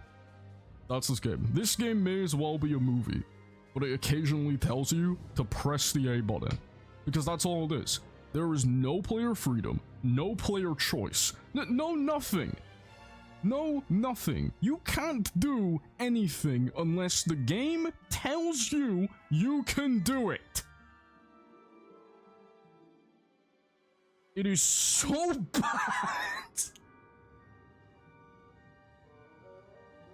It's terrible. I hate it. It genuinely frustrated me in moments. It's so bad. I hate this game. Star Wars Outlaws. Fuck off. I'm not even a Star Wars fan. It's so bad. Play Red Dead 2. Yeah, play Red Dead 2. Play Red Dead 2. Play Red Dead 2. Do what Bucket says. Play Red Dead 2 if you want a game where you play as an outlaw. Play Red Dead 2. Because it's a good experience. But on to the best one. On to the better ones. Because we're done with the number 3 worst of the year. What about my number 3 best of the year? Alright? And my number 3 best of the year is... Where's the fucking soundtrack for this one? I just want to get this game out my fucking face. Straight up. I want to get it out my face. There we go. For my number 3 best of the year, we have... Come on. Did you think I was gonna make a list about this game on here? Did you think that the guy who actively says that Yakuza is his favorite franchise of all time was not gonna have the Yakuza game on this list? Did you think I was not? I'm a Yakuza shill, I'll say it. I love this franchise to death. I will always have, if there's a new Yakuza game out and it's good, it will be on my best of list every fucking year. Okay? Finds them big. This game is so good. Like a Dragon, Infinite Wealth. This is so fucking good. It's a Yakuza game. It's a Yakuza game. Do I even need to say anything? I've talked about this franchise so much on this, on my streams. You already know everything you need to know. This is so fun. It's a sequel to the original Yakuza Like a Dragon, so it's an RPG experience. But trust me, if you're not into RPGs, you're still going to love this game. Yep, still have performed Ichiban, man's built it for everything about this game I love. I love the cast, I love Kiryu, I love Ichiban, I love all the side characters, I love the side missions, and what's even fun is this is a Yakuza game that doesn't take place in Kamurocho. It takes place in Hawaii, which is entirely new for the series and feels wholeheartedly unique. And more importantly, because it's Yakuza, it's super funny. There's a scene where a VTuber is interviewing Yakuza members, and it's vital to the plot.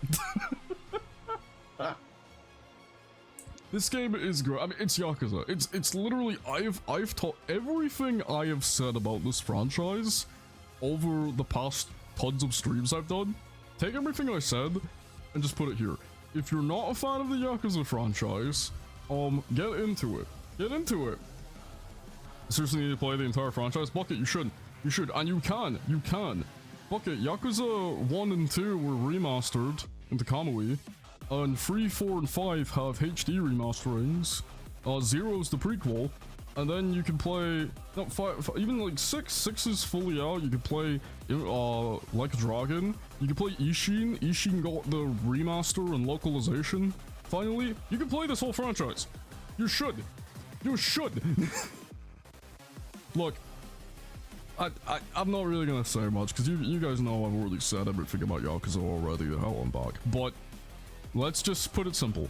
If there's a new Yakuza game that gets released in the year and it's pretty good, I'm gonna play it. I'm gonna love it. You should play it now. Yeah, you should play it. Go play some Yakuza. Play these games. I'm always gonna have it. You might be surprised. Wait a minute now. Why is it not your number 2 then? Why is it not your number 1? That's because number 2 and number 1 are just that fucking good that there's no way I was not gonna have them be at number 2 and number 1. But trust me, when this game came out, it was my number 1 for a long time. And it was hard to beat. It was hard to beat. This game was my number 1 for the longest time in the year. Okay? And it was hard to beat. But, like, goddamn. However, we're going to, my number 2 worst for the year. And I hope you're ready. Because my number 2 worst game of the year. Now let me tell you, I have been debating between my number 2 and number 1 worst game of the year for a while. But I literally sat down for like a good solid few hours thinking to myself about it. I even talked to a friend of mine and a family member of mine about it. But my number 2 worst game of the year goes to Star Wars Battlefront Classic Collection. So, the Star Wars Battlefront Classic Collection, for those people who don't know, is a collection of Star Wars Battlefront 1 and 2. 2 of the most fun Star Wars games ever made. I love these games. I'm not a Star Wars fan. I love these games. They're so good. And this year, EA made a 2-in-1 remastered collection and released it at full price, modern systems. It doesn't work. Even more, especially as someone who played the shit. Yeah, it doesn't work. Imagine you took 2 of the most fun PS2 games ever made, and you just ruined them. You just made them bad. You just didn't do it. How do I describe this game? It's very simple. This game should be number 1. The only reason why it's not is because number 1 annoys me more. And it's basically everything wrong with the current gaming scene. This game, okay, realistically speaking, this is the worst game of the year. Because it doesn't work. It just does not work. Everything about it doesn't fucking work. Everything, okay? I mean everything. The matchmaking doesn't work. You will enter a match where there are 4 people on your team and 28 people on the other team. And if a new player joins the game, they're joining the other team. Automatically, they don't have a choice. The hit detection does not work. There is a video online, you can go watch right now, of someone headshotting a guy 30 times. And the bullet only registers on the 30th shot. LSB, this is the biggest fan base. Yeah. How did they mess this up? It's so bad. The game also crashes every single fucking time. I'm not kidding. Every time. Every time. When I played this game, it crashed. I counted 27 times. That was in the span of a week.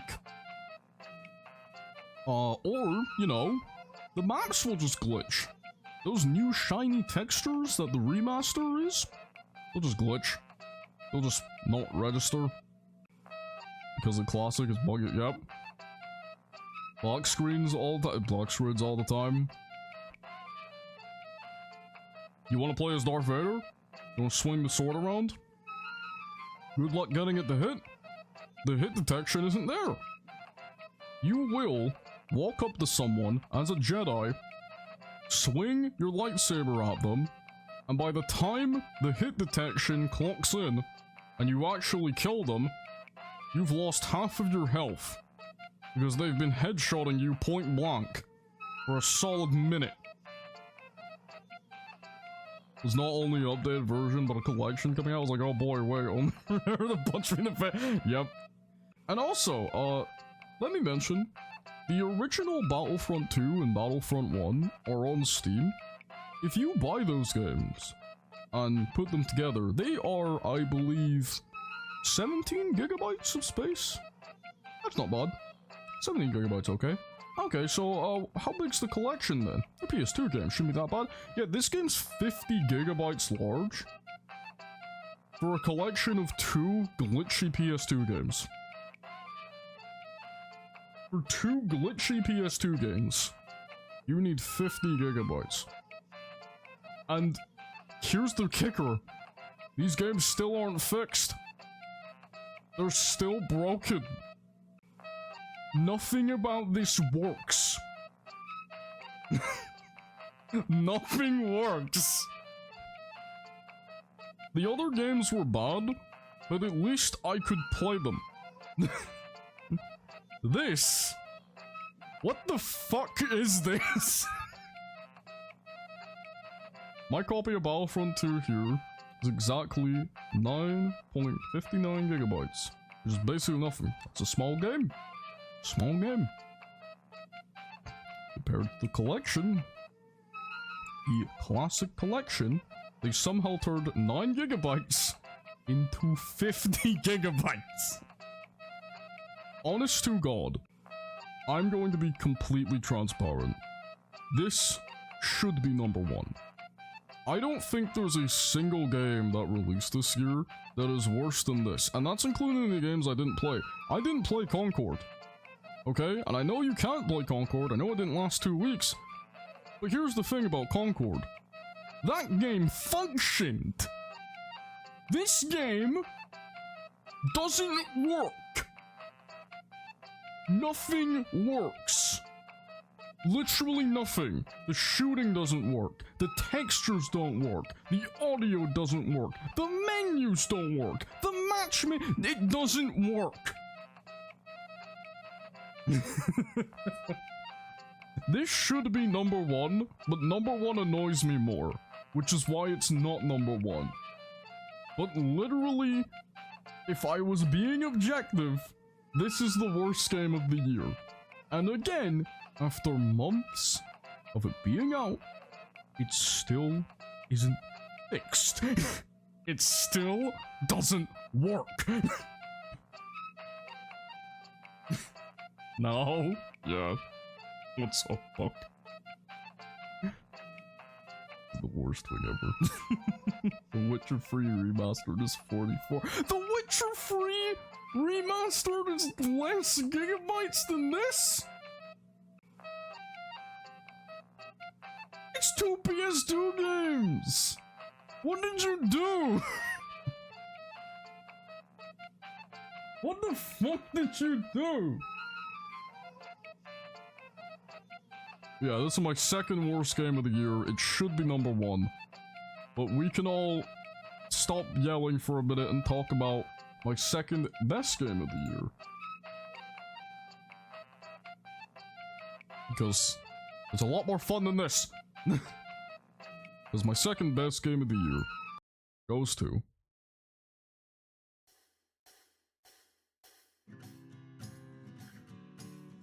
Silent Hill 2. You're 59, Jesus. Silent Hill 2. A remake of one of my favorite horror games ever. Admittedly, I am more of a Silent Hill 3 guy, but I do love Silent Hill 2. This game, is amazing. It's so fucking good. And I was initially very worried going into this game because I know how special Silent Hill 2 is for a lot of people, including myself.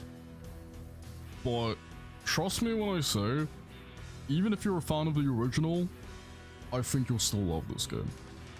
Do I think it's better than the original? I'm not sure. I think it, you know, I think it's still great. 0 awards, 0 found. 0 pyramid heads trying to murder you. Did this game win no awards? Jesus Christ. That's weird. But yeah, no, this game's incredible. Silent Hill is a franchise that means so much to me and a lot of people. And Jesus Christ, that's rob. Okay, this game was robbed. Jesus Christ. Hell playing the BDM music? Are you kidding me? Jesus. Yeah, no, like this game means so much to me. Silent Hill in general means so much to me. And the Silent Hill 2 remake was so well done.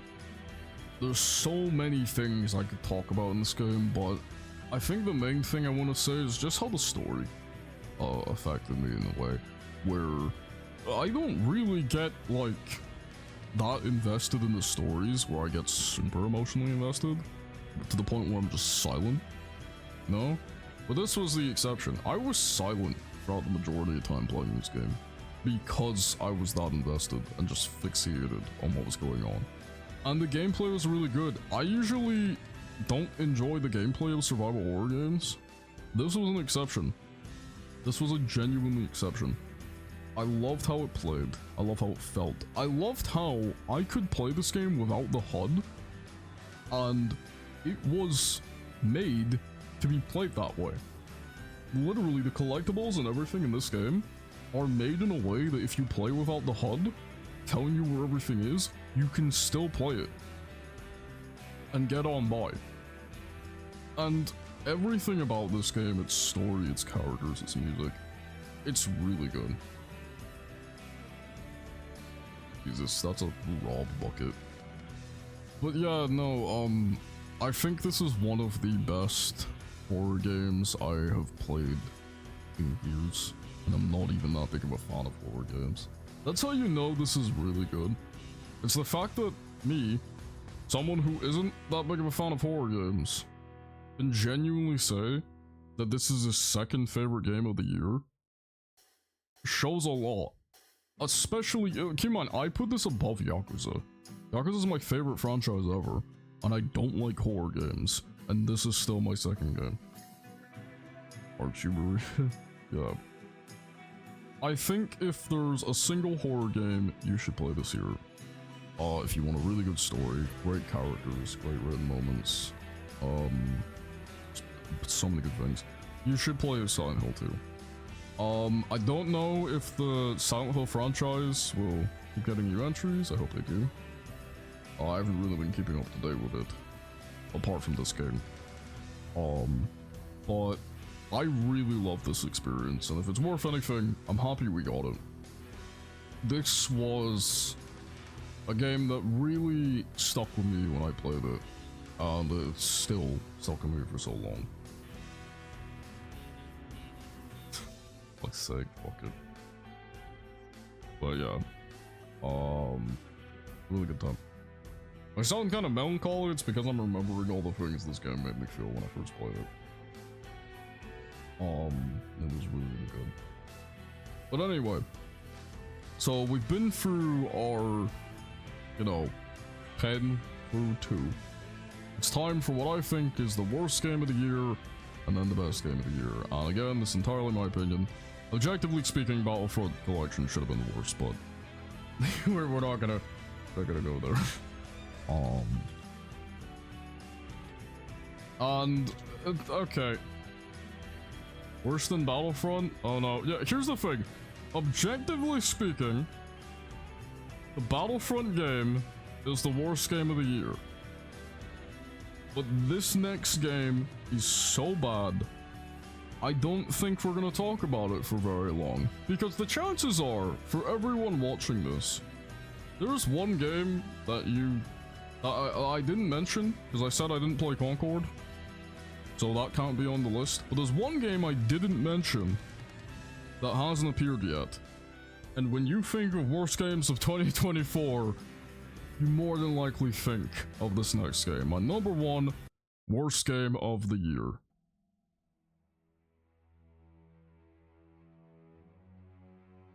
What else was it gonna be? What else was it gonna be? Genuinely. What else was it gonna be? Name one game that came out this year that doesn't represent everything wrong with current game trends.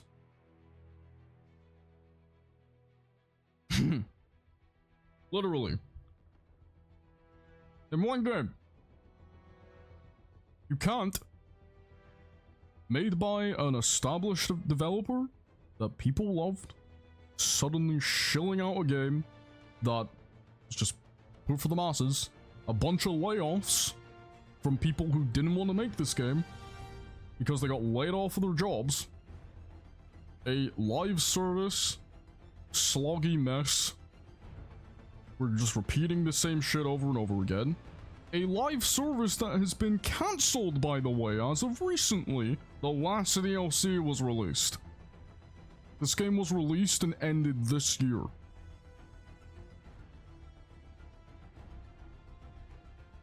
Writing that doesn't take itself seriously at all. Doesn't know how to. Boss fights that aren't fun. Gameplay that's not fun.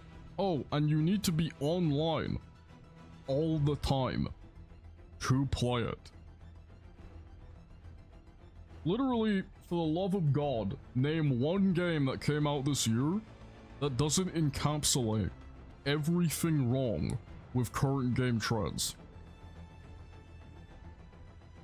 There isn't another. You can't even say Concord. Because Concord wasn't made by an established developer that had a ton of layoffs. No.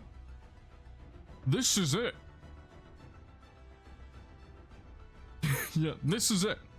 Like I said, Battlefront Classic Collection is arguably worse because that game does not function at all. But if you were to ask me what game came out this year that represents the type of shit that we need to actively stop doing and stop supporting, Suicide Squad Kill the Justice League is literally just the embodiment of that game.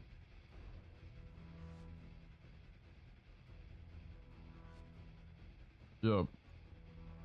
I don't think there's a single other game that came out this year that just embodies everything people hate about current video games. Literally, just everything.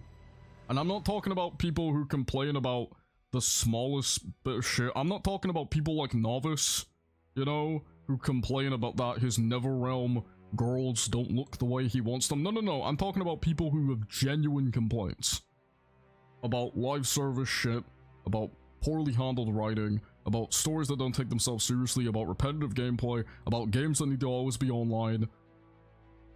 Every one of those complaints this game embodies. Much time as possible? Yeah, they did. Honest to God, Suicide Squad Kill the Justice League is everything wrong. Everything wrong. Every single thing that people don't like about current video games, genuinely, like, don't like, this is it. This is that game. Like, come on. Man, like, there's nothing good about this. There's nothing good about this. It's just so bad. It's so fucking bad. And the funny thing is, I don't know if you can even play this game by the time it stops being active. You know the Avengers game that came out that was really bad? You can still play that. They made an effort to update that game to make it you can play it offline. They even took away all the microtransaction stuff. You can just get everything for free now. At least you did that. Are they gonna do the same for this game? You actually think they'll put that effort in? No. There's hardly anything I can say, because this has been the most talked about piece of shit all year. You know? You know what sucks about this game? Everything. This has been the most talked about piece of shit here. Base game. With guns. Girl with gun. Guy with gun. Shark with... Yeah, all the characters just use guns. Not even, like, unique abilities. They just use guns. Yeah. It's just... This has been the laughingstock of the fucking year, and for good reason. I don't think there's a single game that deserves to be called the worst of the year more than this game. I know there are other games that came out that were objectively worse. The Star Wars Battlefront game is objectively worse But this game encapsulates everything people don't like. Okay? And it chose to just be the embodiment of it. Alright? That's it. Live service. Story doesn't take itself seriously. Multiple characters that feel the exact same to play. Everything wrong. This is it. This is that game. This is it. Was it as buggy and an expensive mess? Yeah. But this game is just everything wrong with games. And this is the type of game that when it's released, people think that genuinely there are no good games when there are multiple good games. I struggled to pick my favorites this year because there were so many good ones. Is the game crop? Not only because the story is awful, because it's just hateful. Yeah, this game's just hateful. This game's just hateful. It's so easy to hate this game. This game hates you. This game hates its players. It hates you. You hate it. This game is just, there's nothing fun about it. I can laugh at Battlefront and how bad it is. I can't laugh at this.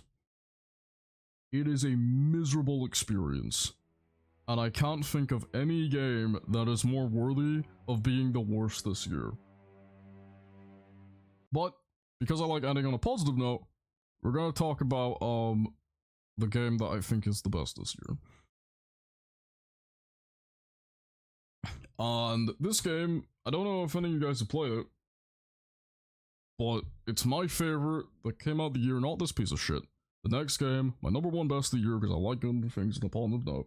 You guys who know me, who interact with me, will probably already know what it is. But my top game of the year was Unicorn Overlord. This is my favorite game of the whole year. This is easily my favorite game of the whole year. When I played this game for the first time, I said to myself, I think this might just be my favorite game of the whole year. I have since played it multiple times. I've played other games multiple times. This is still my favorite game of the whole year. I love this game so much, and if you haven't played it, please play it. Please support it. Unicorn Overlord. When I said Suicide Squad is like everything wrong, Unicorn Overlord is everything right. Alright? Overlord is free. Yeah. Unicorn Overlord is everything right. It's made by a small studio who genuinely fights to make the games they want. Let me tell you about Vanillaware. Vanillaware is one of the best game studios you've probably never heard of. This game nearly made them go bankrupt 3 times. But the CEO was so determined to get this game out, he started paying out of his own fucking wallet just to keep the studio alive. And this game has made more money than any of their previous game has, where they're alive now. They can still make more games now. That is insane. That is wild. And everything else about this game is great. It's a fucking, like, tactics ogre game, which is the type of game that is hardly released anymore, but they wanted to put it out there because they felt like they had a good idea. They made a game that is entirely 2D artwork. Hand-drawn. Everything is drawn. That's a massive endeavor, but they did it because they wanted to do that. They spent so much time with multiple characters. There are tons of characters in this game you can interact with, learn the stories with. They didn't need to make every single one of them be interactable and have multiple stories, but they did it because they wanted to do that. There's no live service, there's no DLC. This game's just up front. Here you go, here you have it. It's so replayable. There are so many possibilities for having your characters team up. There are so many characters you can interact with, you might miss them all in the first playthrough. There's so many different ways you can experience. Oh, you don't like this character and you kill them, you won't get them that playthrough? That's fine, you can do it. You remember when I said that Outlaws was like, you have to do what the game tells you to? This is the opposite. The game tells you you can do this, but really, you can do whatever the fuck you want. Oh, this area is a bit too high level for you? Well, the game will advise you that you shouldn't go there, but you can still do it. Oh, the game can advise you what characters to have on certain teams, but you can just mix and match whoever the fuck you want. Oh, you should be level 40 before you do this challenge, but if you know your team well, you can just overcome it. This game offers you so much free choice in how you play, how you team up your characters, what you do, where you go, who do you interact with. It's so fun, and it's almost endlessly replayable because of that. And again, it's made by a small studio who nearly went bankrupt 3 times trying to make this game. We need to get art of the skeleton from the Overlord anime. Overlord, table playing card? Yeah, that'd be great. But yeah, dude, like, I love this game so much because to me, not only is it a super fun experience and one that everybody should play, which by the way, this game's super accessible. It comes off as complicated. Trust me, it is easy to learn but hard to master. You can play this game casually and have the best fucking time ever, not even knowing what half the systems do, right? And when you get into the systems, it becomes even better. But like, for me, this is what I want more games to be like. I want more games to be genuine passion projects. Be experiences that feel like they're made by people who just want to make them. Hell, you can even customize the colors of each character. I don't like how, yo, you don't like how the protagonist has blue hair? Here's an item that lets you change that. Also, here's an item that lets you change the color of his armor and the color of his cape. Oh, you don't like how the protagonist is like got abilities that makes him mostly offensive? Here's a ton of defensive abilities. Maybe you can pair him up with a wizard to give him a bit of a better edge. Maybe you can pair him up with a shaman that can buff his abilities. Maybe you can pair him up with another sword fighter. You can have about 4 to 5 characters in one group. Go wild, go apeshit. It's your experience. It's you play how you want to play. What characters do you want to team up? What characters' abilities do you want to bounce off each other? What abilities do you want the characters to use? You got all these options, tons of options, thousands of options. It's your choice. There you go. Made by a studio that nearly went bankrupt making this game, but fought so fucking hard to release it. And this game has been their most successful game. And that's great to see, because I love Vanillaware, and I love their games, but you should play it. For anyone watching, if you ever want to play a game that feels like it's a genuine passion project, that feels like it was made by people who genuinely made a game just because they wanted to make something fun. They wanted to make something that they believed people would love. Play this game. Buy this game. Get it. There's a demo of it, even. There's a demo that lets you play the first hour. Please play it. If you download that demo for free, play the first hour and say to yourself, this is pretty fun. Maybe I'll get it. Please get it. Please support games like this. Because if the previous game was everything wrong about the industry, this is everything right. It's people making a game because they genuinely want to. Not because they're told to. Not because they need to do a live service thing. Not because they're trying to chase a trend. No. This is a dev team that dug a genre that was long and dead and made something wholeheartedly unique out of it. And it's amazing. It's so good. And I love it so fucking much. Unicorn Overlord is a game that genuinely gives me hope that we can get more games that are genuine passion projects. That are genuinely just great, fun passion projects. Made by people who are just putting something out there because they want to make it. And they'll fight to make it.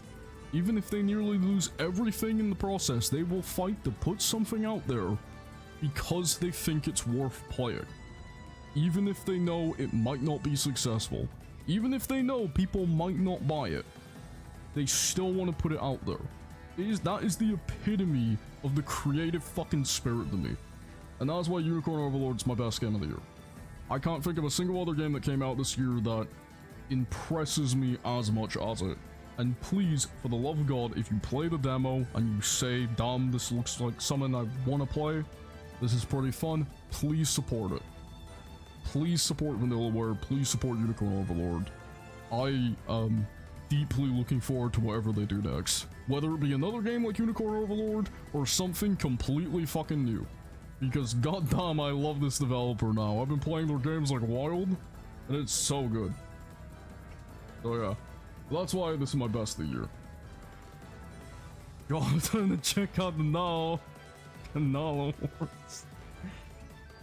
But yeah, so that's why this is my best game of the year. My favorite game of the year. And you should play it. So yeah, that was my favorite games. To give you a quick rundown, we'll go over all games we had on here. Talk about just give you a quick rundown of each and every one.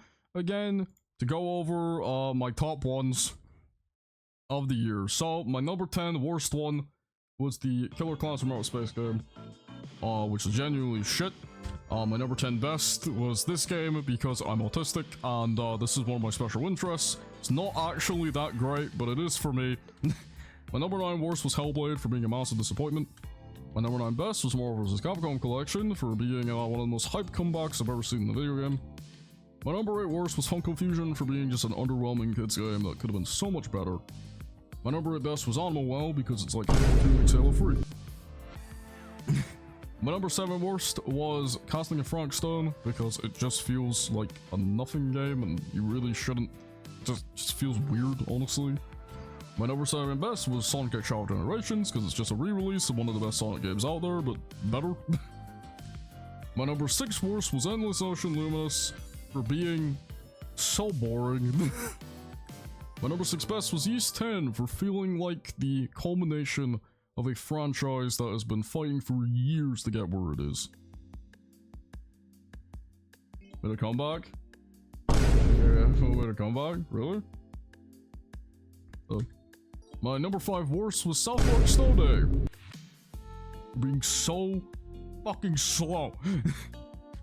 My number 5 best was Grand Blue Fantasy Relink for being one of the most surprising hit games of the year. Like, my god. My number 4 worst was Skull and Bones for just being a boat. My number 4 best was Final Fantasy Rebirth for being probably one of the best RPGs ever released. My number 3 worst was Star Wars Outlaws because it's not a game, it's an interactive fucking movie. Movie of the 70s and it was shit then, so why make a game off it? I mean, Killer Clowns from Outer Space is pretty funny, but the game's just a DVD wannabe. My number 3 best was Like a Dragon Infinite Wealth for being a great Yakuza game, and I love this franchise. I put every bad game yet. My number 2 worst was the Star Wars Battlefront Classic Collection, which objectively speaking is the worst game that came out this year, because it just doesn't fucking work. My number 2 best was Silent Hill 2 Remake for being one of the most emotionally driven experiences I've ever had in a video game in recent memory. My number 1 worst was Suicide Squad Kill the Justice League for being everything wrong with the game industry. And my number 1 best was Unicorn Overlord for the opposite reason. This game's amazing, please support it, please buy it, please try it out. And yeah, that was my list. I hope that you all enjoyed that. Sorry it took a while. Can you send me that, Nation Square remix? Oh, it's just a full collection, dude. Hold on.